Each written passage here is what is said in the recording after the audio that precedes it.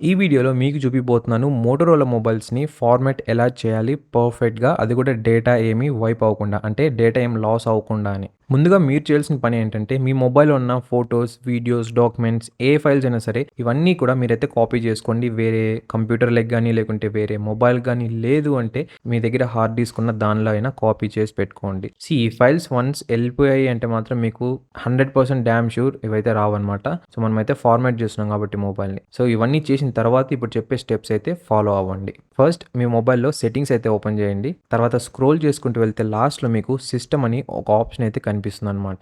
దాన్నైతే select చేసుకోండి. Select చేసుకున్నాక ఇక్కడ మీకు ఇంకొన్ని ఆప్షన్స్ అయితే కనిపిస్తాయి. దాంట్లో మీరు సెలెక్ట్ చేసుకోవాల్సింది రీసెట్ ఆప్షన్. దాన్ని సెలెక్ట్ చేసాక మీకు ఇక్కడ మళ్ళీ 3 ఆప్షన్స్ అయితే కనిపిస్తాయన్నమాట.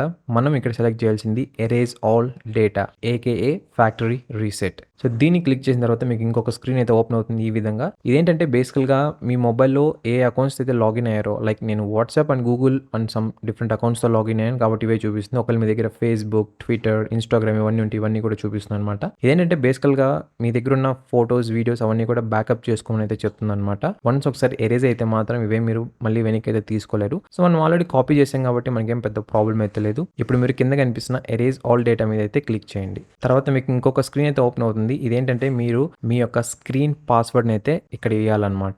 ఇచ్చిన తర్వాత మళ్ళీ కన్ఫర్మేషన్ అయితే అడుగుతుంది. యెస్ మనమైతే ఎరేజ్ చేయాలనుకుంటున్నాం కాబట్టి ఎరేజ్ ఆల్ డేటా మీద అయితే క్లిక్ చేయండి. క్లిక్ చేసిన తర్వాత ఇదైతే రీస్టార్ట్ మోడ్‌లోకి అయితే వెళ్ళిపోతుంది. తర్వాత ఎరేజ్ అయితే అవుతుందన్నమాట.